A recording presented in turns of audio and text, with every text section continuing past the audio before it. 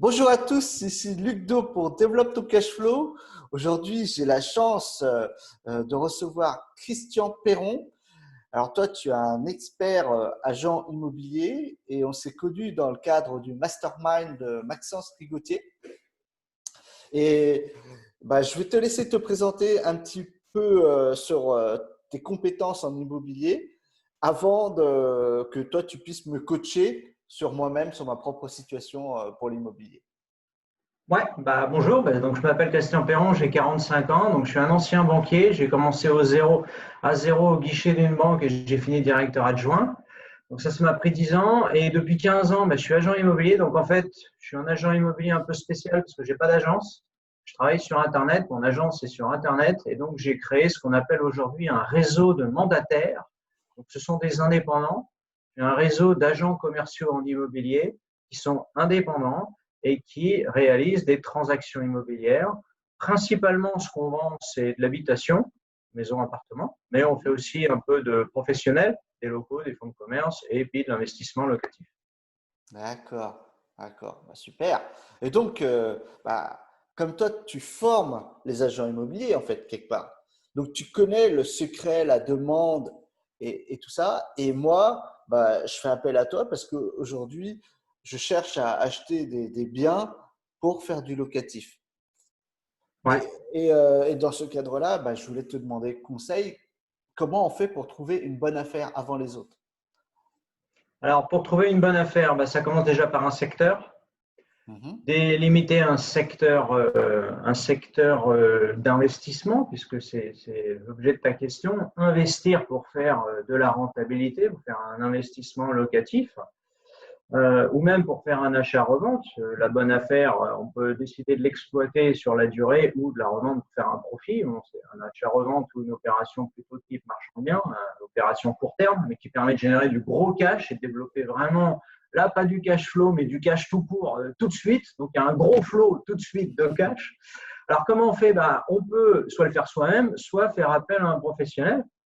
Par exemple, chez nous, on a des indépendants qui sont sectorisés, donc qui sont spécialistes d'un secteur, et il est toujours bien de faire appel à un professionnel plutôt qu'essayer de le faire soi-même, puisque Mhm. parmi les auditeurs aujourd'hui, il y a des gens qui sont du monde de l'immobilier, il y en a qui ne sont peut-être pas forcément du monde de l'immobilier. Donc, si c'est son métier, peut-être qu'on a atteint une spécialisation là-dessus, dénicher les bonnes affaires ou pas. C'est aussi un secret de trouver une bonne affaire parce que le gain, on le fait à l'achat en immobilier, on commence à le savoir depuis un certain temps. Donc, on Mhm. peut faire appel à justement un pro qui va chercher pour vous. Ça s'appelle grosso modo un chasseur immobilier. Alors, comment on fait Donc, vous pour trouver un déterminez chasseur vos. immobilier? Nous, on en a chez nous et vous contactez sur le secteur qui vous intéresse pour investir. La personne qui est présente localement ou pas, parce qu'on n'a pas forcément des gens sur tous les secteurs qui vous intéressent. Voilà, vous cherchez par exemple une bonne affaire Paris 16e ou à Saint-Tropez ou j'ai personne à Saint-Tropez, j'ai personne à Paris 16e. En Mhm. revanche, j'ai de la rentabilité et j'ai des bonnes affaires en province, en campagne, dans des petites zones. Alors je dis campagne, c'est pas forcément campagne, mais dans des communes plus modestes que des grandes villes et encore moins des grandes villes touristiques, parce que sur ce qui est très demandé, le prix de l'immobilier flambe et la rentabilité locative et les bonnes affaires sont plutôt rares. Donc en fait, on a de la rentabilité, grande rentabilité dans les Vosges. On a une grande rentabilité en Touraine. On a une grande rentabilité en région, en fait. Comme on dit à la Mhm. télé aujourd'hui, on n'est plus en province, il n'y a plus l'opposition Paris-province, il y a en région. Donc en région, dans nos territoires, on a de la renta. Et donc, vous pouvez faire appel à n'importe qui sur notre site, lesprofessionnels.imo. Vous appelez quelqu'un et vous dites, voilà, je cherche à faire un investissement locatif. Vous prenez un rendez-vous avec cette personne téléphone et vous déterminez vos critères. On va vous faire signer un mandat de recherche et on va chercher pour vous ce qui vous intéresse. Donc là, j'ai bien compris que c'est de la rentabilité. Vous cherchez Mhm. une bonne affaire. Donc une bonne affaire, souvent, il y a des travaux. Il faut passer par une phase de transformation. Donc la bonne affaire, c'est pas clé en main un truc sous-coté avec quelqu'un qui est pressé. Ça, c'est le top du top quand il n'y a pas de travaux. Et voilà, la bonne affaire, il faut faire appel à un pro ou alors on peut la chercher soi-même, mais là, ça nécessite de passer par une phase de formation si on ne sait pas le faire, forcément. Mhm. Et ça, sûrement, peut-être que toi, bien sûr, tu proposes ce type d'accompagnement peut-être à faire de la recherche. Nous, on le fait en interne. Mais pour un client final, on va dire, il veut un produit clé en main, il n'a pas envie de chercher, il n'a pas envie de chercher de savoir le faire, parce que ça prend du temps, hein, forcément. Bien Il sûr. faut être spécialisé. Plus on consacre de temps sur un secteur dédié, plus on a de résultats. Donc, nous, on peut le faire pour vous. D'accord. Et cette recherche, en fait, ça correspond à quoi? Ça s'appelle Alors, faire c'est des piges? gratuit. Ça s'appelle faire des piges, regarder sur le bon Alors, coin, des choses ce comme qu'on ça? appelle la pige immobilière, Ouais. ce qu'on appelle la pige immobilière, c'est pour trouver des biens déjà en vente. Donc, Mhm. c'est le métier, on va dire, c'est pas le métier de base, mais c'est une partie du travail de base en prospection immobilière pour un professionnel, c'est de faire la pige. Donc, tous les jours, on va sur le bon coin, Mhm. tous les jours, donc matin, midi et soir, parce qu'il y a des particuliers qui mettent des annonces toute la journée. Et là, on va regarder les nouvelles annonces mises en vente sur son secteur sur lequel on travaille, Mhm. tel code postal, les types de biens qui nous intéressent, parce que c'est sûr, si on est spécialisé sur la maison ou de l'appartement, on ne va pas forcément regarder des parkings ou des locaux commerciaux. Et Mhm. pourtant, il peut y avoir des affaires sur des biens différents de ce que vous avez à l'esprit. La plupart des gens en immobilier cherchent du logement, Mhm. mais on ne fait pas que des bonnes affaires sur des logements. En ce moment, on a le ou la Covid. Je suis habitué Mhm. à dire le Covid. Mais par exemple, on peut avoir des bonnes affaires sur, malheureusement, le malheur des uns fait le bonheur des autres. Un hôtel ferme, il n'est pas rentable. Un hôtel, c'est assez cher. Donc là, peut-être que toi, au sein de Développe ton cash flow, tu peux réunir un pool d'investisseurs. Dès le moment où il y a un hôtel à vendre, Mhm. eh ben, un hôtel, c'est magique. C'est du gros cash flow. C'est du gros cash flow. Pourquoi? Parce qu'un hôtel, il y a beaucoup de chambres. Et qu'est-ce qu'on fait avec des chambres? On fait des studios.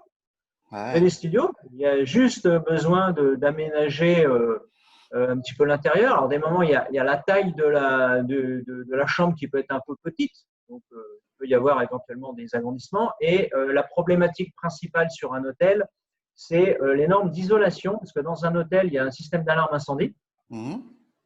Donc ça, c'est un avantage. 24 heures sur 24, il y a une alarme incendie. Mais en revanche, les murs ne sont pas aux normes classiques d'habitation. Et donc là, du coup, des moments, il faut, c'est même pas des moments, c'est très souvent, il faut refaire certains murs pour être aux normes d'incendie, puisque dans de l'habitation classique, il n'y a pas les mêmes normes. Voilà. Enfin, ça, c'est une problématique interne, peu importe. Mais par exemple, un hôtel à vendre, ça, c'est un énorme cash flow. Alors là, du coup, ce n'est pas un investisseur particulier qui va investir 30 000 euros, 45 000 euros, 120 000 euros, 200 000 euros. Ça peut être des moments beaucoup plus.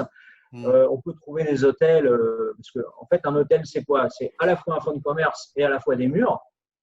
Et Mhm. on peut justement réunir un groupe d'investisseurs. Peut-être toi, tu le proposes. Et donc Ouais, là, du coup, carrément. quand il y a un hôtel à vendre, alors là, ce n'est pas forcément sur le bon coin. Alors, il y en a sur le bon coin, mais un hôtel, c'est du professionnel. Donc, du professionnel, il y a des sites spécialisés pour des fonds de commerce à vendre. Mhm. Et ce que cherche un professionnel, c'est retrouver principalement un repreneur. La personne crée un hôtel, il ne marche pas, lui, il n'a pas envie que ça parte à la découpe avec un marchand de biens. Il cherche à la base un repreneur pour reprendre l'affaire. Mais peu importe, si l'acheteur, au final, il a envie de découper parce que c'est un marchand de biens, eh ben, il vendra à un acheteur qui lui achète parce qu'un vendeur, il veut vendre. Mhm. Sa douleur, c'est souvent le crédit, parce que souvent, la plupart du temps, les gens financent et si ce n'est pas rentable, quand c'est du pro, ou même si c'est une exploitation, habitation ou peu importe, si ce n'est pas un hôtel, si ce n'est pas rentable, si on n'arrive pas à payer la mensualité, forcément, on est à la gorge et on vend. Donc ça, c'est une stratégie. Donc faire appel à un chasseur pour trouver du logement classique ou regarder, ça c'est une piste, des hôtels à la vente. Donc ça, tout le monde peut le faire. Il y a des sites, vous tapez sur Google, il y a plein de sites, vous allez trouver hôtel à vendre, fonds de commerce Mhm. hôtel à vendre. Et bien évidemment, il ne faut pas trouver un hôtel super rentable, parce que là, forcément, ils vont vouloir vendre l'hôtel. Vous allez racheter le fonds, le mur à les fonds. Non, il faut trouver un hôtel qui ne marche pas, qui est acheté que les murs. Si le fonds de commerce est valorisé zéro parce que l'hôtel coule, l'hôtel, Mhm. vous regardez les bilans, les 3 derniers bilans, et surtout le dernier, parce que si ça ne marche plus et que l'exploitant il est en perte, et ben ça, de la découpe, c'est formidable. Donc ça, c'est une stratégie. Mhm. Et en fait, la grosse valeur ajoutée dans l'immobilier, et puis je vais te laisser parler, Non, la non, non, grosse valeur c'est quoi? ajoutée, c'est la transformation. Donc, dans l'immobilier, c'est mon métier de base. Nous, Mhm. notre métier principalement, la plupart du temps, c'est du logement et c'est de la résidence principale dans des maisons, dans des petites communes. C'est ce qu'on fait.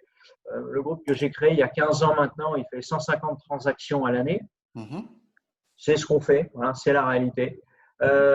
Principalement, on fait de la maison, mais la valeur ajoutée, vous allez l'avoir pas forcément sur de la maison. Le gros cash flow, c'est dans de la transformation. Alors, la base en investissement, c'est la rénovation. Ok, on a des stratégies de découpe. Là, c'est ce que je viens de dire avec un hôtel, mais ça peut être aussi une maison qu'on coupe en deux et on fait 2 appartements. Ça peut être un appartement qui est grand et du coup, on fait 2 appartements. Ça peut être aussi un studio qui est assez grand, du coup, on divise le salon en deux, puis on crée une pièce, notamment s'il y a 2 fenêtres, ça permet d'avoir une fenêtre dans la chambre. Ça évite de percer et donc, du coup, si on est en copro, là, c'est plus compliqué. Donc, il y a des stratégies comme ça. Et pour moi, une super stratégie, si on peut réunir un pool d'investisseurs, c'est quand même la surélévation. Vous trouvez un immeuble en ville, vous regardez le plan local d'urbanisme, et si par exemple il y a 2 étages et vous voyez que l'immeuble d'à côté, il y a 3 étages, bah, si vous surélevez, vous faites un étage, les coûts de construction, on les connaît, c'est à peu près 2000 du mètre. Et si vous êtes dans une ville où on est à 5000 du mètre, bon, bah là, c'est gros cash flow, quoi. Vous faites 3000 en gros, marge brute, mais la surélévation, c'est le top du top. Alors, ça nécessite un pool d'investisseurs, ça nécessite bien évidemment les bonnes personnes pour le faire. On ne se lance pas forcément là-dessus tout de suite. Moi, à titre personnel, je ne l'ai jamais fait. Je ne l'ai jamais fait, mais je cherche ce type d'opération parce que c'est là où c'est en agrandissant, en fait, on connaît les mètres carrés, qu'on crée de la surface. Et on se rend compte qu'il y a beaucoup d'investisseurs immobiliers. Bon, je vais citer peut-être des noms un peu célèbres aujourd'hui sur le marché de l'investissement immobilier. Des gens comme Christopher Wangen ou Caroline Artaud. Qu'est-ce qu'ils font aujourd'hui? Bah, ils construisent. Ils construisent. Ils vont même construire à Bali des villas. Ils font de la surélévation à Cannes. En ce moment, il y a des constructions d'immeubles à Cannes. Voilà, de la construction, parce que là, on crée du neuf, on crée de la surface. Alors, au début, on est sur la rénovation. On prend un truc déjà existant, c'est plus rapide, on apporte une plus-value. OK, mais la plus-value, somme toute, est modeste. Et quand on est promoteur ou promoteur rénovateur, qui signifie marchand de biens, hein. Promoteur rénovateur, c'est marchand de biens. Mais si on est promoteur pur, c'est-à-dire qu'on est constructeur, on construit, on prend un architecte et on construit, là, on fait du gros cash flow. Et en fait, c'est simple. Moi, c'est aussi ce que je fais en ce moment. En ce moment, je fais 2 maisons. Je vais vous montrer. Je vais tourner mon ordinateur. Je suis en train de faire 2 maisons en ce moment. Je suis en train de faire 2 maisons. Est-ce qu'on les voit bien? Ouais. Voilà, on les voit. Je suis en train de faire 2 maisons. Donc, qu'est-ce que je fais? Je fais une résidence principale. C'est quand même un des derniers paradis fiscaux en France, la résidence principale. Le jour où vous la vendez, je ne vous la prends pas, bah, vous payez 0 impôt sur la plus-value sur la résidence principale. Donc, bah, je fais construire une maison. J'ai trouvé un terrain que je paye 65 000 euros. Je fais construire une maison pour 220 et je vais revendre 450. Donc, pas très compliqué. Et voilà, donc ça, c'est une bonne opération. Une deuxième opération avec mon agence immobilière, je fais construire un bureau. Et qu'est-ce que c'est? Pareil, c'est une maison, usage d'habitation.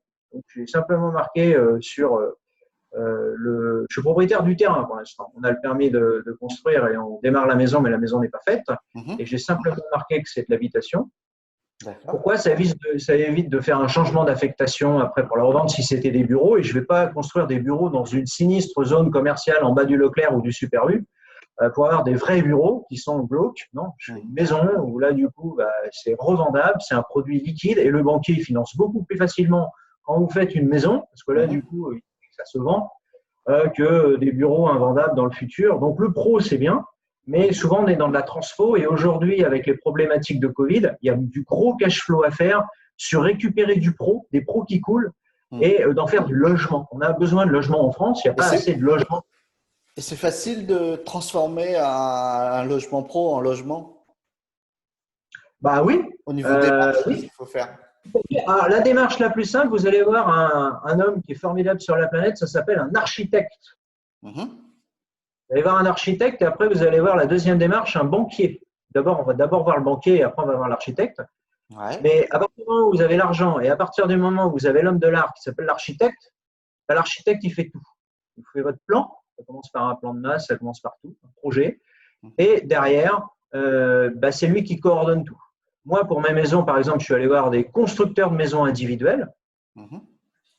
Donc, j'ai passé du temps à étudier le marché pour aller voir des gens solides qui s'occupent de tout. Donc, pour moi, c'est du clé en main. C'est comme si j'achetais chez Bouygues Immobilier.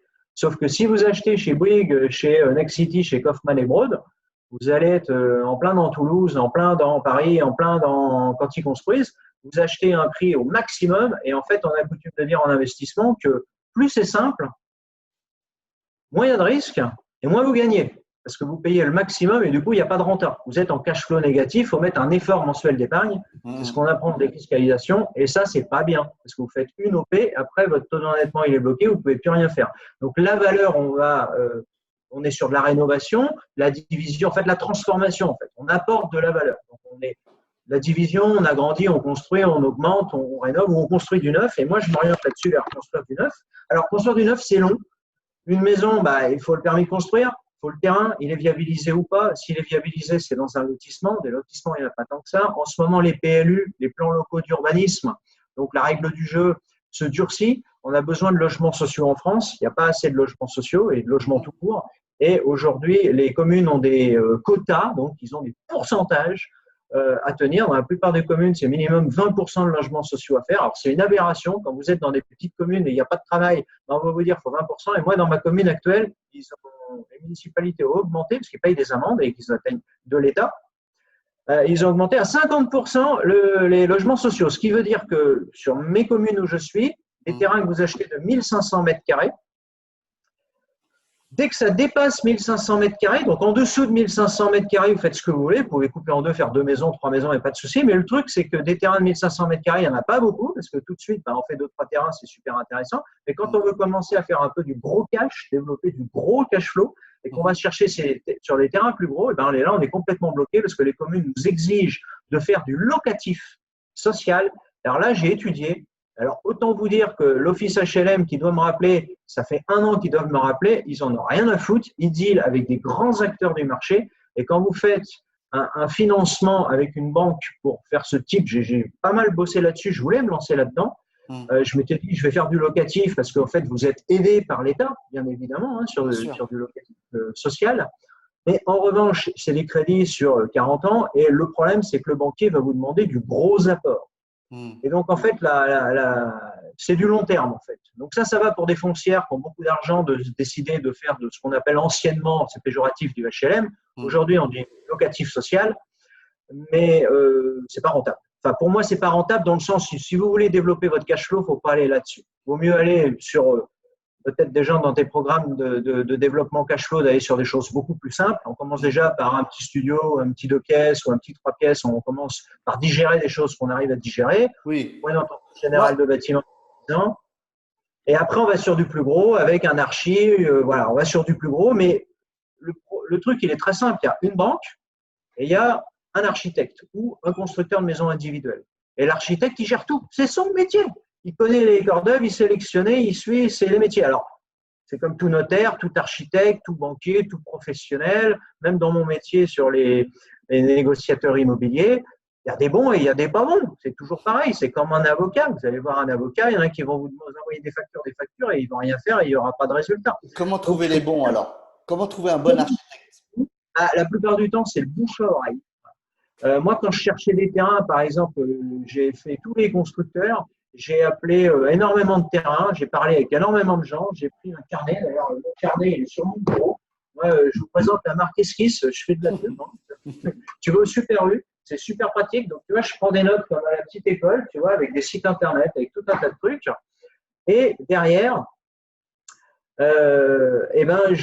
j'ai appris à connaître les constructeurs de maisons individuelles, j'ai appris à connaître mon quartier, mes secteurs, en sachant que moi, par exemple, j'habite Royan, 17 200 Royan, donc c'est une station balnéaire sur l'Atlantique. On est à 2 heures au nord de Bordeaux, on est à 1 heure en dessous de La Rochelle, et la station balnéaire, c'est Royan. Donc, quand les gens viennent en vacances à Royan, ils viennent à Royan. En revanche, à Royan, il y a des petites communes autour. Ça, c'est très bien. Mais quelqu'un qui vient en Airbnb toute l'année, il vient à Royan. Donc, si vous voulez faire du locatif toute l'année en courte durée, il faut investir à Royan. Si vous investissez dans une petite commune qui est vachement moins chère juste derrière à Diborne, c'est bien, mais vous n'êtes pas dans la station balnéaire. Si vous allez à Saint-Tropez, vous allez à Saint-Tropez, mais si vous êtes à Nice, bah, vous n'êtes pas à Saint-Tropez.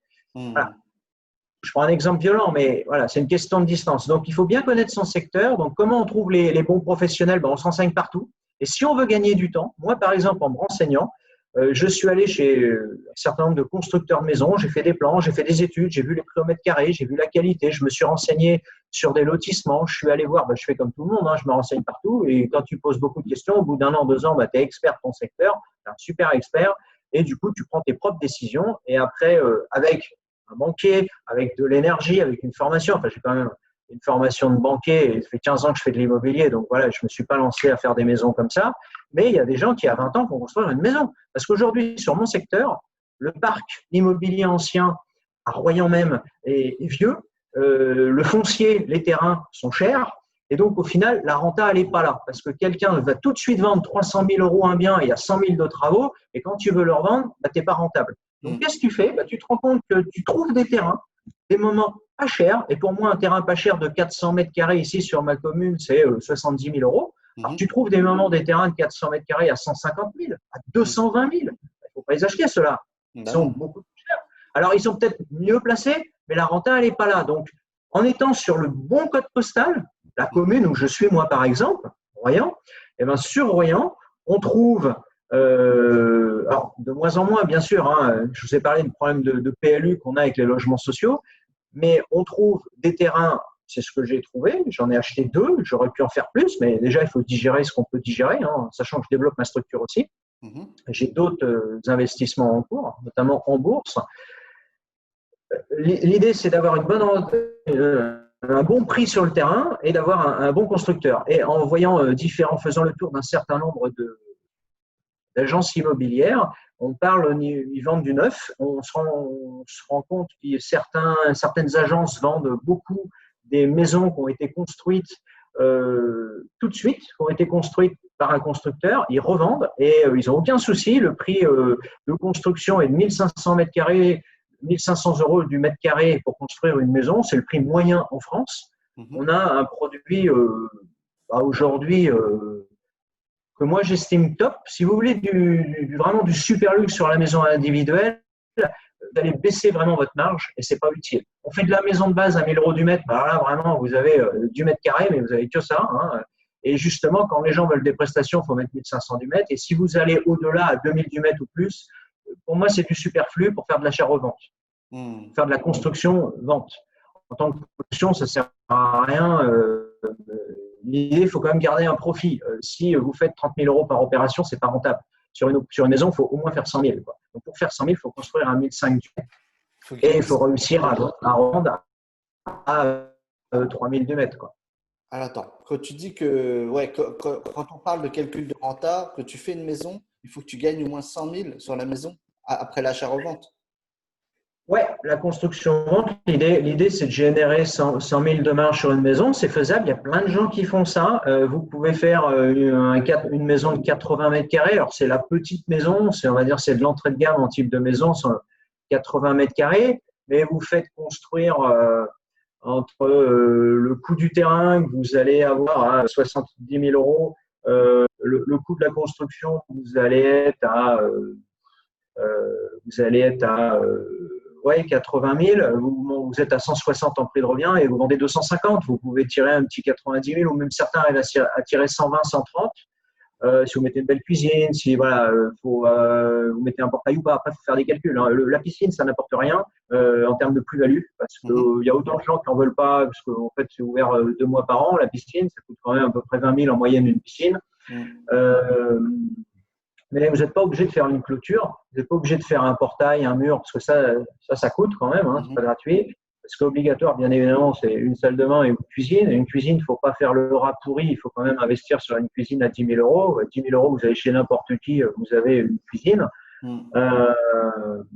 En revanche, si vous allez sur de la cuisine low cost à 3 000 € tout compris, et que le placard il s'arrache et que quand les gens ils voient que c'est des prestations pourries, non. Parce que pour que les gens acceptent de vous acheter votre maison, que vous fassiez 100 000 €, bah, qu'est-ce qu'ils vont regarder dans la maison? Ils vont regarder le chauffage, ils vont regarder les volets roulants électriques, ils vont regarder la cuisine, ils vont regarder la salle de bain. Donc, il faut mettre la valeur perçue qui claque. Voilà, pour faire l'effet waouh. Et donc, du coup, il ne faut pas faire le radin sur la cuisine. Parce qu'à vouloir économiser quelques milliers d'euros sur la cuisine ou sur l'électroménager, vous allez le perdre en valeur perçue. Parce que ça, la cuisine, et du coup, quand les gens achètent une maison, ils ne vont pas refaire la cuisine tout de suite. Donc là, il faut vraiment mettre le prix normal. Alors malheureusement, le prix normal, c'est 10 000 sur une cuisine. Ok, il y a une grosse marge, mais ce n'est pas grave, ce n'est pas sur la cuisine. Il faut voir dans l'ensemble. Et quand on vend un produit global, il y a des choses qui sont importantes et la cuisine, c'est important. D'accord, ouais, je comprends. Donc, il y a des stratégies, par exemple, moi, sur mon secteur, où on se rend compte que moi, la moyenne d'âge… Alors, il y a un site qui est magique en France, c'est meilleursagents.com. Meilleursagents.com, anciennement, c'est une start-up. Ils ont levé, je ne sais plus combien de millions d'euros. Au fur et à mesure des années, je ne sais plus, 10 ou 15, je ne sais plus exactement. Bref, aujourd'hui, ils ont récupéré toutes les données des notaires. Donc, s'il y a un site à consulter en France, c'est meilleursagents.com. Et après, vous avez le site des notaires où vous avez les ventes réalisées avec les derniers prix vendus. Donc là, vous pouvez dire à un vendeur, écoutez, voilà, monsieur, la même année de production, le même quartier, voilà le prix et vous en voulez, je ne sais pas, 40% de plus. Qu'est-ce qui justifie les 40%, sachant qu'il y a plein de travaux, voilà. Donc, alors, quand on connaît les prix, le site des notaires, c'est quoi? Tu peux le redonner? je vais te le mettre dans Zoom. Ouais, tu le mets dans Converser, là. Je vais voir. Je te le mets dans Converser. Je te le mets dans Converser. Alors, un petit instant. Hop. Converser, un petit instant. Je vais te donner les adresses exactes parce que je les connais, mais pour donner l'adresse exacte aux gens qui nous écoutent, on va leur donner l'adresse. Donc, un petit instant. Ça s'ouvre, ça. J'ai envoyé il n'y a pas longtemps sur WhatsApp, un petit instant. Tu l'as envoyé sur WhatsApp? Non, pas à toi, à quelqu'un d'autre. Et donc, du coup, oui, je vais l'ouvrir directement parce que c'est dans notre formation. Alors, attends, un petit instant. Alors, les prix des transactions déjà réalisées. Voilà. Je l'ouvre un petit instant.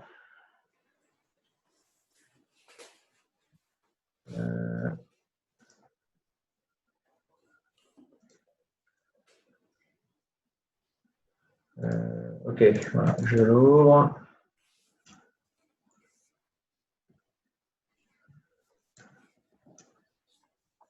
Alors, je reviens sur Zoom. Alors,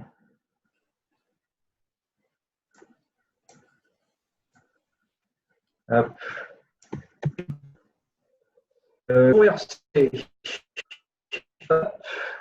Converser. Tac. Ah, d'accord. Voilà. Hop, je peux l'ouvrir. On a on le voit. mon note. D'accord. Voilà, donc ça, c'est important. Ok. Le prix des transactions réalisées sur une monote et ok, c'est parfait. Il y a également immobilier.notaire.fr. Ouais. Vous avez les dernières transactions. Je vais te mettre dans Converser, pareil, les PDF. Comme ça, tu pourras les envoyer à tes auditeurs par email. Ça, c'est issu de notre formation interne. Donc là, vous avez de l'exclusif. Converser. J'ouvre Converser et je mets ça là-dedans. Hop, voilà. Désolé, c'était imprévu, donc je n'avais pas préparé ça, mais voilà. Je les ai mis. Normalement, ça va se télécharger. Voilà, ok, c'est bon. Donc ça, c'est important pour avoir les prix. Ouais.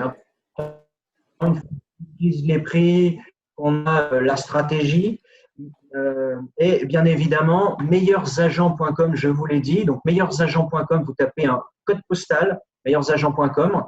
Tout en bas, donc vous allez sur les prix, bien sûr, parce qu'il y a plein de trucs sur Meilleurs Agents, mais vous allez sur voir les prix. Et tout en bas, vous allez sur la population de la commune et vous voyez que sur tel code postal, sur tel code postal, vous avez le nombre d'habitants, vous voyez les tranches d'âge. Donc moi, par exemple, sur ma commune, c'est des gens de 60 ans. Donc ce sont des retraités, la moyenne d'âge. Donc on ne va pas faire une colocation étudiante à des retraités. On ne va pas faire… donc une stratégie de colocation, c'est un petit peu compliqué. Alors ce qui ne veut pas dire qu'il n'y a pas un marché. Hein. Les techniques pour tester un marché, vous passez une fausse annonce sur le bon coin, vous ne mettez pas de numéro de téléphone, donc vous mettez par exemple chambre à louer ou colocation à louer ou peu importe ce que vous testez, vous passez une fausse annonce. Vous voyez la demande et si vous en avez beaucoup, bon, bah, c'est que le marché est là, il y a de la demande et si vous n'avez rien ou pas suffisant, bah, c'est qu'il faut laisser tomber, il ne faut pas aller vers cette stratégie-là. Et déjà en étudiant l'âge, en étudiant les revenus, vous voyez justement également la répartition du nombre de logements. Donc, vous voyez le nombre de 2 pièces, le nombre de propriétaires, le nombre de locataires. Toutes ces infos, vous les avez aujourd'hui gratuitement sur meilleursagents.com. Et donc, vous étudiez les codes postaux qui vous intéressent pour investir. Vous recherchez, vous avez par exemple mandaté un chasseur immobilier. Et après, vous avez déterminé une stratégie qui correspond à la population locale.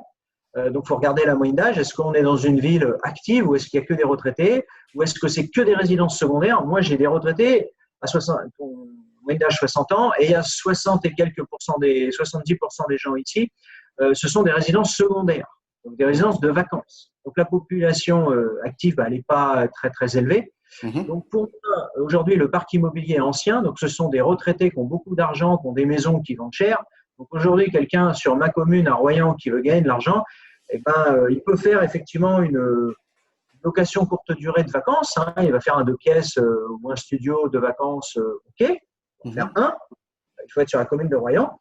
Mais en revanche, après, sur d'autres types de stratégies, il est bien de choisir des stratégies plus adaptées et notamment quand on voit qu'il n'y a pas de rentabilité locative, bah de se dire qu'on va aller sur des opérations d'achat-revente, voire de construction-vente. Et on se rend compte qu'aujourd'hui, vous allez sur le bon coin, vous étudiez ce qu'il y a à vendre tout simplement dans vente immobilière avec un code postal. Vous étudiez ce qu'il y a en vente. Et vous voyez que sur certaines communes, des moments, il y a plein… Alors en théorie, ils n'ont pas le droit de le faire parce que c'est du neuf. Mais vous voyez qu'il y a plein de constructeurs de maisons qui proposent une maison pour 80 000 euros. Alors en fait, ils vendent la maison, mais ils n'ont pas le terrain. Ils ont des partenaires. En théorie, on ne vend pas de neuf sur des sites d'anciens, parce qu'il y a des sites spécialisés sur le neuf, comme Se Loger Neuf. Nous, on est agent immobilier, on achète beaucoup d'annonces depuis 15 ans et en permanence, et on sait justement qu'on n'a pas le droit de passer des annonces de produits neufs. Donc, on fait attention quand on a un produit neuf. D'accord. À pas marquer l'annonce est bloquée. Parce que si vous passez sur Se Loger quelque chose qui est livré dans 3 mois, ça veut dire que c'est du neuf. Ça fait peut-être de livraison. Et donc, du coup, bah, il y a un contrat spécifique qui coûte 3 600 euros l'année chez seloger.com. Donc, c'est un site dédié, ce n'est pas Se Loger tout court, c'est seloger9.com. Où là, ça coûte 3 600 pour acheter la possibilité de passer des annonces pendant 1 an, c'est des contrats d'1 an. Et là, vous passez des annonces neuves. Donc, il faut faire attention quand on vend du neuf, à ne pas marquer que c'est neuf. Quand vous vendez un projet, il ne faut pas marquer que c'est un projet. Sinon, l'annonce, elle est bloquée. Voilà. Et sur les constructeurs de maisons individuelles, ils mettent beaucoup d'annonces avec une maison 80 mètres carrés, 100 000 euros. Hein. Et puis, ils mettent bien, nous n'avons pas le terrain, nous avons le terrain avec des promoteurs, nous ne sommes pas mandatés pour vendre le terrain, alors qu'un professionnel de l'immobilier, la règle numéro 1, c'est qu'il doit être mandaté pour vendre un bien. Un mandat de vente est obligatoire et sur les constructeurs de maisons, il y a un genre de tolérance pour qu'ils bossent, qu'ils aient des appels. Bon, le Bon Coin et tout le monde tolère qu'ils passent leurs annonces de construction de maison à deux. Alors, la question qui me vient à l'idée là, parce que je t'écoute, ça me donne très envie de faire construire une maison du coup, pour faire la renta là. Mais bon, moi, je suis dans la marine marchande et tous mes amis qui ont fait construire, ils ont tous eu des soucis dans leur construction de maison. Si tu ne suis pas la… Alors, ils ont pris un constructeur, un bon constructeur. Ils n'ont pas pris un bon constructeur. Moi, ici, j'ai Innova Atlantique qui est basé à Saintes, en Charente-Maritime. Ils sont super bien et il n'y a pas de souci. Donc, effectivement, il y a plein de gens qui tirent les tarifs parmi les constructeurs de maisons individuelles. Et donc, il faut choisir quelqu'un qui a construit beaucoup de maisons et il suffit de se renseigner pas mal. Alors, effectivement, toi, tu n'as peut-être pas le temps. Mais par exemple, moi, je connais mon secteur, mais je ne suis pas spécialisé sur d'autres secteurs. Sur mon secteur, je connais un constructeur. C'est les endroits où il faut acheter. Donc, c'est mon métier. Donc, quand tu fais appel, si tu n'as pas le temps, à un chasseur immobilier qui est spécialisé sur un domaine qui va te chercher un bien, Et après, est-ce qu'il n'est pas spécialisé sur te trouver de l'appartement ou du studio? Est-ce qu'il s'y connaît en terrain? Est-ce qu'il s'y connaît en constructeur? Moi, je suis un peu un généraliste de l'immobilier, même si je suis surtout spécialisé sur la vente d'anciens. Notre métier de base, tu vois ce que j'ai sur mon bureau, bah, c'est obligatoire. Hein. On est agent immobilier, on a un registre des mandats dans lequel on renseigne toutes les maisons qu'on a à vendre. Et moi, j'ai fait un travail personnel de recherche de terrain. Quand tu recherches un terrain, tu recherches aussi les constructeurs. Donc, moi, sur mon domaine, j'ai choisi un constructeur. Il y en a plusieurs qui sont bien. Il y en a qui sont chers et ça justifie le prix. Le prix. En revanche, la marge, elle va être toute petite. Et quand on fait un produit trop haut de gamme, bah, on réduit vraiment des moments la marge, attention, parce qu'il faut regarder le prix de vente. Et on réduit surtout le nombre d'acquéreurs en face. Vaut mieux faire un produit standard. Exemple, moi, je fais des maisons ici qui s'appellent Tradi Moderne. En gros, c'est une maison avec un toit. Alors, chaque région a ses qualités de construction. Vous allez aux Pays-Bas, vous allez en Alsace, vous allez en Provence, vous avez des qualités et des noms qui sont différents, que ce soit la tuile, que ce soit de l'ardoise, que ce soit en Bretagne ou complètement différent. Et quand vous êtes dans une région, il est bien de faire de la maison traditionnelle. On appelle aujourd'hui tradi moderne, parce qu'il y a quelques petites modernités, mais grosso modo, ça s'inscrit dans le paysage architectural et les plans locaux d'urbanisme, et votre maison, elle se revend, elle est liquide sur le marché. Il n'y a rien de pire que de prendre un architecte qui va vous prendre 3 millions d'euros pour faire une maison où il va se faire plaisir, et derrière, il y aura zéro acheteur parce que la maison, il s'est fait plaisir, mais c'est invendable. Et lui, il est complètement fou, il va faire des moments où vous voyez des maisons d'architectes comme ça, qui sont à un prix où du coup, il n'y a pas d'acheteur en face parce que ça représente 0,00% des gens au niveau local. Vous êtes à Las Vegas, vous avez une maison extravagante formidable, mais la plupart des gens là-bas, ils sont hyper fortunés. Donc, vous allez dans les Hamptons à New York, vous achetez une maison à 10 millions d'euros, c'est standard. En revanche, en France, investir 10 millions, c'est déraisonnable. Vous avez quelques propriétés à 10 millions, mais les acheteurs, ce n'est pas des Français. Ouais. Et millions, je voudrais revenir sur un détail. Quelle est la différence entre un agent immobilier et un chasseur de biens immobiliers? Alors, juridiquement, l'agent, c'est celui qui a la carte de transaction sur immeubles et fonds de commerce. C'est celui qui a une carte. Il est agent, c'est le patron de l'agence. Moi, par exemple. Les gens qui travaillent dans mon agence, tout à l'heure, tu as utilisé le terme agent immobilier, ils ne sont pas agents. Le terme est réglementé. Tu vas dans une pharmacie, tu as le patron, il est pharmacien. Pour vendre des médicaments, il est obligatoirement pharmacien. Toi, tu es marin. Sur le bateau, tu as un commandant ou un capitaine. Voilà. Donc, tu as quelqu'un qui est habilité à piloter un bateau. Voilà. Tu as des pilotes d'avion, voilà. Donc tu as un notaire et après tu as des clercs de notaire. Tu as un pharmacien et tu as des préparateurs en pharmacie. Tu as des agents immobiliers et tu as des employés, des mandataires, des commerciaux. Voilà. Ils travaillent sous la responsabilité d'un patron. Alors, ça, c'était pour le terme agent. Un chasseur, c'est quoi? Alors, un chasseur est un agent. Agent immobilier, ça signifie qu'on achète, c'est-à-dire qu'on va chercher des maisons ou des apparts ou peu importe le type de bien. Et le métier consiste d'abord à chercher, à prendre un mandat de vente et à vendre. Donc, c'est le métier traditionnel. On trouve d'abord des vendeurs, donc on prospecte et on met en vente. Mais il y a l'inverse, c'est-à-dire faire le travail différemment. Ça existe principalement pour des investisseurs immobiliers qui cherchent de la renta ou dans des villes, des gens qui n'ont pas le temps de chercher, des jeunes cadres dynamiques qui travaillent comme des fous et qui vont prendre un agent immobilier spécialisé sur la recherche. Lui, il n'a rien à vendre. Un chasseur n'a pas d'annonce. Un chasseur cherche pour vous. Mais c'est la même chose. Alors qu'il soit officiellement… Son réseau. Alors, c'est son réseau et son travail. Parce qu'effectivement, je me souviens, on avait fait une conversation en ligne et je l'ai reçu, une conversation au téléphone, la première fois où on s'est connus.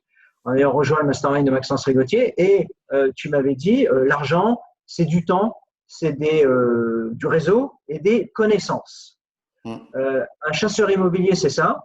On consacre du temps, c'est son métier. Il a du réseau, il connaît des gens, mais il a des connaissances, des compétences, un savoir-faire. Donc, effectivement, il a du réseau, il a passé les coups de fil, mais il va aussi chercher par lui-même sur le terrain.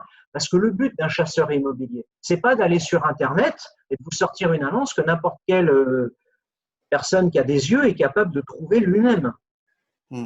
Donc, le but d'un chasseur immobilier, c'est de trouver ce qu'on appelle du off-market in English. C'est des choses qui ne sont pas sur le marché, des choses qui ne sont pas en vente. Sinon, on n'a pas besoin de faire appel à un chasseur immobilier, sauf si on n'a vraiment pas le temps. Mais si le métier, ça consiste à aller en 10 minutes sur Le Bon Coin à faire des visites pour vous et à trouver quelque chose qui est déjà en vente, on commence par ça, bien évidemment, on regarde ce qui est en vente. Mais si on présente des biens à quelqu'un qui cherche un truc spécifique, une rentabilité locative, et qu'on lui trouve un truc qu'il a déjà trouvé par lui-même, il va vous dire, écoutez, monsieur, vous êtes gentil, mais j'ai déjà visité le mois dernier, ça ne me plaît pas. Voilà.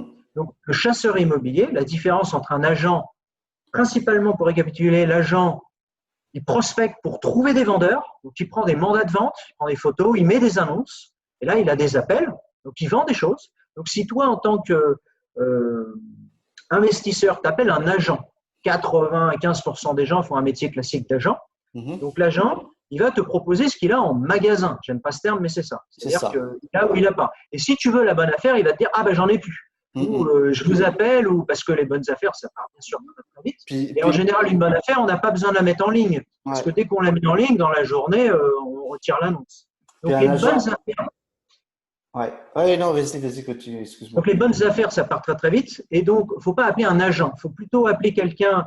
Vous pouvez appeler des marchands de biens. Vous pouvez appeler des marchands de biens.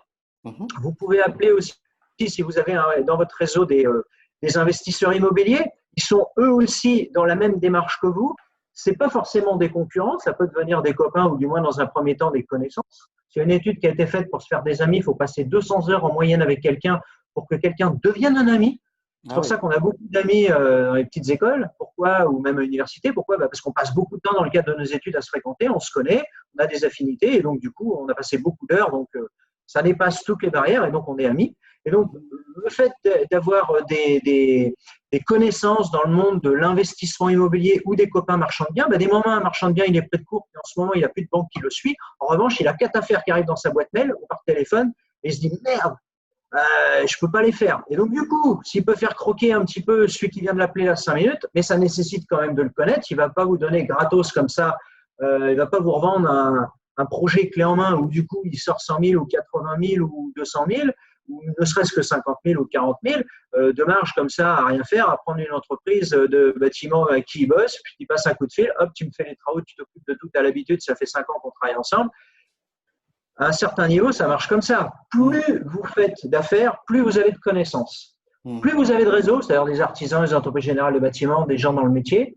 Et donc, du coup, vous avez un problème, vous passez un coup de fil, faites un mail, faites un WhatsApp, faites un SMS, la réponse, vous avez en 2 secondes. Aujourd'hui, on est tous dans un certain nombre toi et moi, de formation. Et donc, aujourd'hui, on a des questions. On pose une question sur un groupe Facebook et on a la réponse. Et vraiment, en 10 minutes, on a 5 bonnes réponses et 5 chasseurs immobiliers qui vont trouver pour toi. D'accord. Donc, toi, tu recommandes vraiment de faire appel aux chasseurs immobiliers, quoi. Par exemple, c'est ce qu'a fait Cédric Anissette sur son premier gros coup. Il a fait appel à un chasseur immobilier pour lui dénicher justement un appartement qui faisait peur, parce que dans le métier, on a coutume de dire que plus ça pue, plus ça sent l'argent. Plus c'est dévasté, plus c'est pourri, plus c'est en état de péril. Alors, l'arrêté de péril, il faut faire attention, parce que ça peut devenir vraiment dangereux. Dans le pire des cas, ça peut vraiment aller à la casse, on peut tout perdre. Mais quand vraiment, c'est pas habitable, 99% des gens… quand ils achètent un bien, ce sont des particuliers, ce n'est pas des pros. Et même parmi les investisseurs immobiliers, ils sont débutants. Et 80% des gens ont des questions de débutants. Donc, la plupart du temps, vous faites appel à un spécialiste et vous montrez bien vos exigences. Alors, bien sûr, on cherche tous le mouton à 5 ou 6 pattes, mais il faut y aller doucement. Il faut nouer un rapport. Il ne faut pas dire, voilà, je veux faire 100 000 de marge, sinon vous ne m'appelez pas. Là, on ne va peut-être pas vous appeler tout de suite, mais on va vous faire signer un… Il y a des réseaux de chasseurs immobiliers, il y a des réseaux, dans l'univers dans lequel je gravite, des réseaux de chasseurs en investissement locatif. Et ils cherchent pour vous. Alors attention, petit warning, dans la profession, il y a des gens qui vont vous faire payer une somme upfront in English, c'est-à-dire tout de suite, pour vous vendre un projet clé en main, mais qui n'est pas encore trouvé. Dans la loi Auguier, c'est interdit. La loi Auguier, c'est la loi qui régit la transaction immobilière, c'est-à-dire le métier d'agent immobilier. On a le droit de se faire payer quand on a vendu. Quand on passe chez le notaire, que les gens achètent. Alors qu'on ait signé un mandat de recherche dans le cadre d'un travail de chasseur immobilier, ou qu'on ait signé dans le cadre d'un mandat de vente avec un agent immobilier qui vous vend ce qu'il a à vendre, qu'il a déjà trouvé au préalable. Et pour de la recherche sur mesure, encore une fois, c'est un chasseur immobilier. et qui est spécialisé sur l'investissement locatif ou des programmes pour marchands de biens. C'est pour ça qu'il faut faire tourner tout un tas de téléphones et de carnets d'adresses pour avoir ce qu'on appelle des apporteurs. Dans l'immobilier, il y a un certain nombre de gens, alors des moments plus ou moins immatriculés ou pas, hein. Donc ça, on peut tomber dans le côté non déclaré, on va dire, pour certains qui veulent se faire payer en espèces. Donc ça, c'est interdit par la loi, je le rappelle. On doit payer des gens officiellement par chèque, bien évidemment. Bien sûr. Et nous, on paye tout le monde par chèque parce que sinon, on ne peut pas le déduire, hein, tout simplement. Hein, voilà. Donc, moi, d'un compte société, je ne peux pas sortir d'espèces, ce n'est pas possible. J'ai un cabinet d'expertise comptable, donc je ne peux pas. Donc, tout ça pour dire qu'on peut avoir des apporteurs et qu'un apporteur, faut que ça soit un professionnel, hein, c'est mieux parce qu'un apporteur de la loi fiscale, il faut que la commission que vous lui donnez, elle soit occasionnelle. Occasionnelle par l'administration fiscale, c'est une fois par an. À partir du moment où vous payez 2 fois une personne qui n'est pas immatriculée parce que c'est un apporteur, il faut qu'il travaille et qu'il s'inscrive, hein, qu'il se mette au minimum auto-entrepreneur et qu'il ait une carte, qu'il soit habilité par un porteur de carte, comme moi, qui travaille en gros dans un réseau ou une agence, pour qu'il travaille officiellement et qu'il soit payé officiellement, qu'il paye des charges et de l'impôt. Je suis obligé de le rappeler. Ce n'est pas le cas d'un certain nombre de personnes dans la profession et nous, on ne travaille pas avec ces gens-là. Donc, il est bien de faire appel à des gens qui recherchent pour vous. Donc, vous pouvez taper sur Google apporteur d'affaires en immobilier, chasseur immobilier, investissement locatif, investissement, voilà. Et puis, toi, par exemple, tu connais beaucoup de monde aussi, parce que là, tu es en train de me donner la question, tu es en train de me questionner. Au Moyen-Âge, donner la question, c'était torturer. J'aime bien ce terme, ça me fait rigoler. Mais tu me questionnes, mais toi, tu es beaucoup dans le monde de l'immobilier aussi, bien évidemment, peut-être autant ou beaucoup plus que moi. Donc, tu as un grand réseau aussi, donc fais pas ton petit filou à me tirer les verres du nez, à me poser plein de questions. Tu as énormément de savoir. Un gros investisseur immobilier, parle-moi un peu. Non, mais c'est bien, ça permet d'échanger. Tu sais, comme il y a un peu de tous les niveaux qui nous écoutent, voilà, il n'y a pas besoin de taper forcément très haut. Voilà, il va petit. Déjà, il faut démarrer. Déjà, il faut démarrer par son budget, ça commence comme ça, moi j'étais banquier. Voilà. Déjà, assainir sa situation pour des gens qui peuvent être interdits bancaires, c'est tout bête, mais ça peut passer par là. Ou des gens qui ont un crédit voiture, c'est tout bête, mais il ne faut plus de crédit voiture pour emprunter, vous le payez cash. Parce qu'aujourd'hui, il vaut mieux avoir un crédit à 200 000 € pour acheter de l'immobilier qu'avoir un crédit voiture à « ouais, ça me coûte pas cher, je paye 3% de crédit voiture, c'est gratuit ». Ok, d'accord, mais ça vous gêne sur votre mensualité. Exactement. Ou un CTLM, un Cofinco, un Soficard. Enfin, moi, il fut un temps, j'ai été accro à ce genre de drogue. Tout début de ma carrière, j'étais salarié, je gagnais pas beaucoup. Et qu'est-ce que j'ai fait? Programme de télé. Hein, donc déjà, la télé, c'est tirer de la planète, c'est une drogue. Hein, ça vous retire votre vie. Vous vivez par procuration, donc vous cherchez plus de biens immobiliers. Et puis dans le programme de télé, vous n'avez pas d'argent, on vous en prête et on a plein de promos. Et donc, du coup, on a de l'argent très cher, c'est les cartes de crédit et vous débloquez en permanence ce que vous venez de rembourser, vous ne remboursez jamais. Vous tombez dans les pièges, donc il faut déjà commencer par assainir la situation. Et puis après, commencer pour les gens effectivement qui suivent des programmes d'accompagnement pour développer leur cash flow, il faut déjà commencer par des opérations qui correspondent à leur profil, en fonction de ce qu'ils sont capables de faire, parce qu'il y a toujours une partie soi-même, la situation financière, sa capacité d'emprunt, et après le temps qu'on veut consacrer et ses connaissances. Donc, on peut déléguer en totalité, on peut déléguer en partie, accepter d'en faire en partie. Là, j'ai donné des astuces, faire appel à d'autres personnes, un chasseur immobilier, un architecte, un banquier, avoir un notaire, bien sûr. Ça, ce sont des gens qu'on va être appelés à contacter pour faire des investissements. Alors, vous pouvez déjà en connaître, vous pouvez en changer. On peut vous en recommander. Celui-là, il est très bien. Celui-là, maintenant, il est débordé. L'appelle pas en ce moment, ce qui va te faire perdre ton temps. Voilà. Il est bien. Tout évolue. Il n'y a rien d'immuable. Il y a quelqu'un qui peut être bien, puis grosse catastrophe dans sa vie, problème de santé, divorce. Et puis, du coup, en ce moment, il ne faut pas l'appeler parce qu'en ce moment, vous n'allez pas être reçu tout de suite. Voilà. Donc, c'est la vie, hein, ça évolue, hein, c'est un peu les biorhythmes, hein, on n'est pas toujours au top, hein, parce que la théorie, comme en bourse, ça monte tout le temps avec des performances régulières identiques, c'est faux. L'investissement, il y a des hauts, il y a des bas, des moments on est saturé, il faut dégraisser, on recontinue. Mais pour les gens qui suivent ton accompagnement, déjà on commence par une première opération, quoi. Première opération qui correspond à leur stratégie. Et donc, quand vous générez du cash flow, en fait, parce que là, on parlait de générer la plus-value. Achat-revente, on est sur une opération à court terme. On est sur des opérations avancées pour des gens qui peuvent obtenir des financements, en sachant que rapidement, on passe professionnel. Hein, on peut faire une résidence principale, mais on ne fait pas une résidence principale tous les ans. Et c'est vrai, construire une maison, c'est long. Donc, la rénovation, acheter un truc existant pour le rénover, c'est plus rapide. C'est déjà construit. Il y a juste quelques travaux à faire. Donc, on peut, si on veut revendre assez rapidement, et si on peut mettre en exploitation, ça peut être aussi rapide. Et donc, du coup, on enchaîne les investissements. Et là, on fait un premier studio qu'on loue en courte durée, par exemple, c'est la meilleure rentabilité. Et puis, on peut en faire un deuxième. Et donc, du coup, le banquier vous prête une première fois, il voit que ça marche bien, et il en fait une deuxième, il voit que vous augmentez votre cash flow à chaque fois. Et puis, c'est l'escalier, ça monte, ça monte, ça monte, ça monte, ça monte, ça monte. Et après, vous pouvez vous revenir à plusieurs, vous connaissez les gens, vous voyez déjà qu'ils ont fait des opérations qui sont sérieuses. Après, on monte une UC ou une société commerciale spécialisée dans l'investissement à plusieurs. Et on avance progressivement.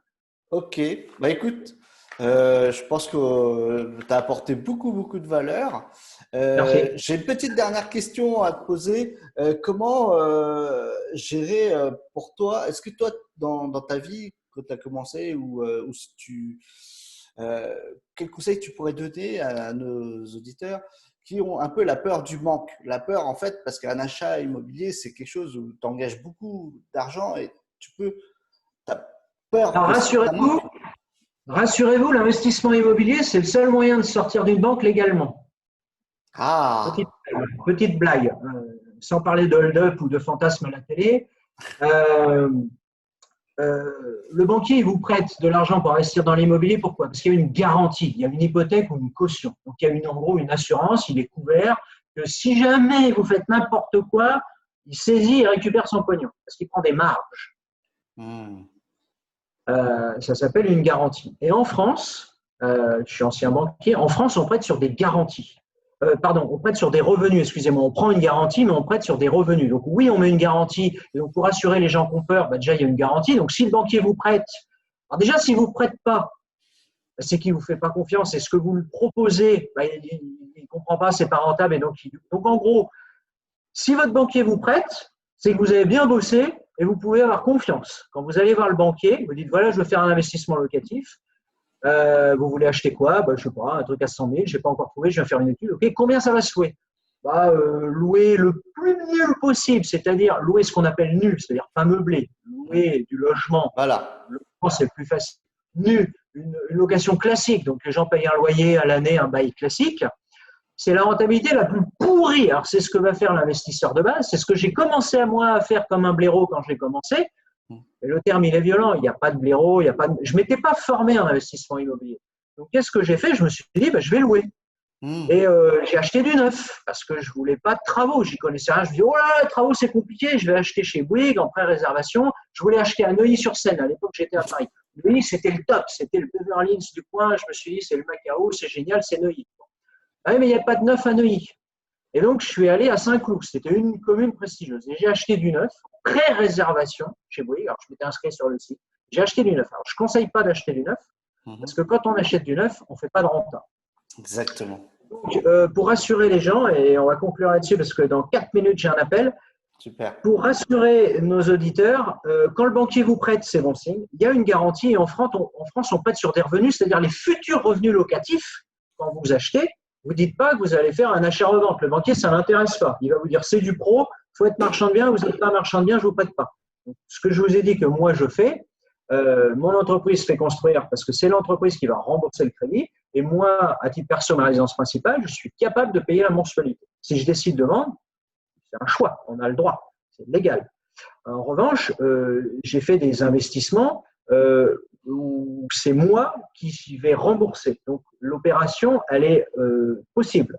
Le taux de rentabilité, le seuil de rentabilité, il n'est pas dépassé. Le banquier vous prête là-dessus. Donc, quand vous faites une opération d'investissement locatif, on tient compte des futurs revenus locatifs. Donc, pour rassurer encore une fois un primo-investisseur, le meilleur conseil que je peux donner, c'est écouter ta formation et ton accompagnement parce que justement, il y a une garantie. Donc, dans le pire des cas, le banquier il saisit, vous êtes tranquille. Alors, il y aura peut-être des problèmes à la banque, bien sûr, mais ça va bien se passer parce qu'on ne va pas vous permettre de faire n'importe quoi, bien évidemment. Et c'est le locataire qui va payer le crédit. C'est ça le but. Exactement. Faire du cash flow, c'est que le locataire paye plus que le crédit. Et c'est ça qui est génial. Et donc, en France, on prête sur des revenus. En Amérique, c'est différent, on prête sur une garantie. C'est-à-dire que vous avez un bien qui n'est pas loué, On a une garantie dessus. On s'en fout de savoir si vous le louez ou pas ou combien, quelle est la rentabilité. Vous ne payez pas, on vous le saisit. C'est du goudron et des plumes, c'est le Far West. On vous vole votre truc. On a vu l'arnaque avec la crise des subprimes il y a 10 ans aux États-Unis, il y a 12 ans. En France, on pète sur des revenus. Donc, il n'y a rien à craindre. Et puis, suivez bien l'accompagnement de Monsieur Luc et tout va bien se passer. Et puis, il y a plein de gens qui l'ont fait avant vous. Donc, ayez confiance, sortez de votre zone de confort. C'est possible. Oui, vous y avez droit. Acceptez de faire des choses que vous ne savez pas faire et surtout, formez-vous auprès de Luc, auprès de gens qui l'ont déjà fait. Exactement. Des gens qui savent le faire. Luc, il a, je ne sais plus combien tu as de l'eau aujourd'hui, une vingtaine, une trentaine. Donc, il n'y a aucun souci. Il y a des gens qui maîtrisent ça clé en main, qui délèguent tout. Luc, il est aussi marin, donc il délègue. Et quand on sait déléguer, c'est que vraiment on maîtrise tout et on a des gens de valeur en face qui font tout pour vous. Et c'est ça le secret ultime. Alors, comment on fait pour te joindre si on veut faire appel à tes services ou au service de ton réseau? Est-ce que tu peux nous dire? Moi, j'ai un site, c'est même un panneau, c'est lesprofessionnels.imo. Voilà. Donc, si vous voulez me retrouver, lesprofessionnels.imo. En haut à droite du site Les Professionnels IMO, il y a la chaîne YouTube, vous pouvez vous abonner. Et après, on a un onglet carrière pour ceux qui veulent faire carrière en immobilier. Il y a un webinaire, ils peuvent s'inscrire. Et il y a un email s'ils veulent nous contacter. Ils peuvent nous contacter. Et on a des maisons à vendre. Et les gens chez nous peuvent chercher spécifiquement. Alors ça, c'est à l'initiative de chacun s'ils acceptent de chercher pour vous. S'ils acceptent la mission, le mandat de recherche, parce que ce n'est pas parce que vous appelez un chasseur qu'il est spécialisé en investissement locatif, ou du moins en bien bonne affaire, parce que c'est ça que les gens cherchent, une bonne affaire. Mais vous appelez les gens et vous leur dites que vous cherchez à faire un investissement et une bonne affaire. Voilà. Donc, bien sûr, il y aura des travaux, ça va être un truc pas cher et bien sûr, il y aura une transfo à faire. Et ça, c'est toi, Luc, qui accompagne tes clients. Très bien. Eh bien, merci pour cet échange. Merci beaucoup pour cet échange. Surtout, je vous invite à liker, partager, commenter notre échange pour que ça puisse servir à un maximum de personnes. Merci Christian. À bientôt Luc. À bientôt. Merci de m'avoir interviewé. À bientôt. Ciao. Ciao.